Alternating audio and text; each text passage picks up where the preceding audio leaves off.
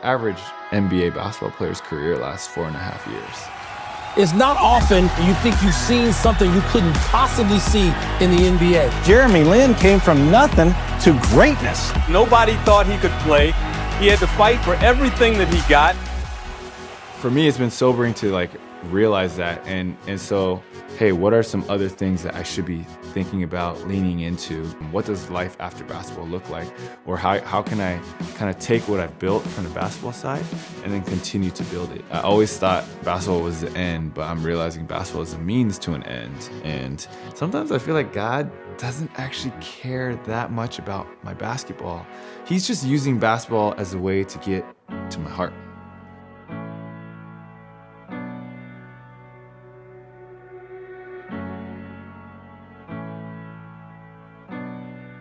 You know, he was the top player coming out of California, won a state championship, one of the best players in the Ivy Leagues, and he went undrafted, you know, in the NBA. And then he was picked up by teams and cut by teams. He was sent down to the D League. He has a championship with the Toronto Raptors and everything in between.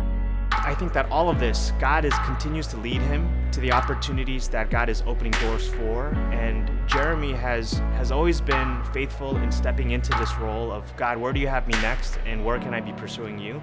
But really, sports has allowed a lot of athletes to get a seat at the table, at tables that they would normally never be invited to. Now it's about how do I leverage that in the right way, and how do I do it in a way where it's not really about myself. When Jeremy became famous overnight, the way his story lined up so perfectly, and for Linsanity to happen the way that it did, it always felt like such a gift from God to us. And so in forming JLIN LLC, Jeremy and I just set out with the intention that everything that had been gifted, we would hope to use and steward for good.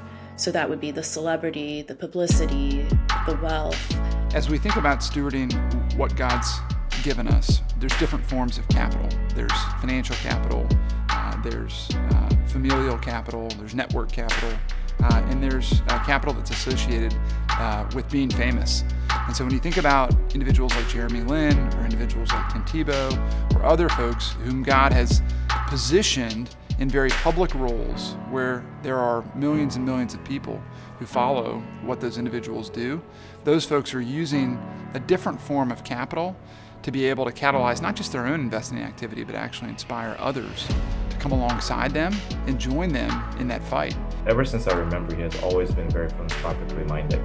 And I think that's very, very important, even as an investor, just this desire, authentic desire to serve others. And I thought it'd be interesting for him to learn a little bit more about the possibility of the good that his investment assets can do also. When we talk about conviction, I think Jeremy had a conviction very early on around generosity. This idea that none of this was his. There was never a feeling of, I need to hold on to this, or I need to see it grow a certain way. That is where, we have to come back to a lot, like where did we feel God leading us to at the time? And what that brought is not always what the world looks at and thinks like that's what an athlete should do in that moment, but none of this can work without that generosity of spirit and that willingness to try that out on Jeremy's end. So he's always been good and wise about his earnings and savings and how he wants to invest in that. Over time, that has shifted to more of this concept of investing in to see some sort of return, whether that's financial, spiritual, cultural impact. And he's really come to embrace that. So much so as he's really built out the team now, Robert in particular, who's brought on full-time to help be really intentional about what that looks like, especially in Asia. Our team slowly introduced examples of how investments or how companies can serve those who lack access to basic services like education or healthcare or financial services or even housing. And so this idea of philanthropy and investment assets working together is really what triggered in his mind that's the redemptive possibility. A lot of people, when they think about this, they're just like, when I have enough, when I have a arbitrary amount, let's say I have this much in the bank, I'll start thinking more about philanthropy or about impact investing or whatever, right? And I think that's dangerous because I've always kind of felt like impact investing or doing good for the world, it's not like a switch. It's not like a switch that, I got 6 figures in my bank account or 7 figures, I'll turn that switch on. It's a lifestyle. It's a lifestyle, it's a discipline. And, I think that's something that my mom really ingrained in us is even though we didn't always have that much, we still had other things that we could give to people, and she made sure that she instilled that in us, whether it's our time, our talents, our encouragement, whatever it was. And so that is a lifestyle that builds into now that I have wealth, I'm able to also think how can I use this for the betterment of the world and for others? And traditionally, if you look at any endowments or family offices, there's an investment team and a philanthropic team. And they rarely talk to each other because those two have different objectives. Increasingly, more and more families and investors, including Jeremy, are realizing that those two can talk to each other and they both can be run in a mission or values-driven way. But there's a lot of investors out there who operate sort of under this one pocket mindset. So having Robert and Patricia is huge. When I first came out, I had always done things differently. I had always blazed my own trail. I had always gone off to the side. And I realized along the way, 1, that's exhausting. 2, it's way less effective. There came a point halfway through my career where I was I am no longer looking to do things on my own and start things from scratch. What I'm really looking for is a river guide or a great partner, a value-aligned partner, somebody who is an expert at what they do and sees things the way that I see them.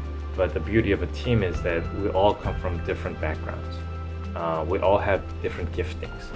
And I may be able to see something that others don't, and vice versa. I oftentimes don't see things that Patricia or Jeremy may see. And what we've learned over the years building this investing company is it's all about execution, right? And it's all about trust building. It's all about relationship. And those things take a ton of discerning, a collective discerning, as well as teamwork.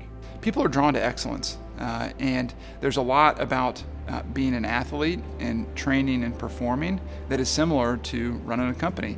You train, you perform, and you want to be able to keep company that has also had experience doing that and is currently doing that and committed to that. And so I think that the presence and engagement of athletes and other notable celebrities that are wading in not just with capital but also with their own brand, their name, their image, their likeness, I think it represents a big opportunity, and I feel like we're probably still in the first inning of what ultimate development of that looks like.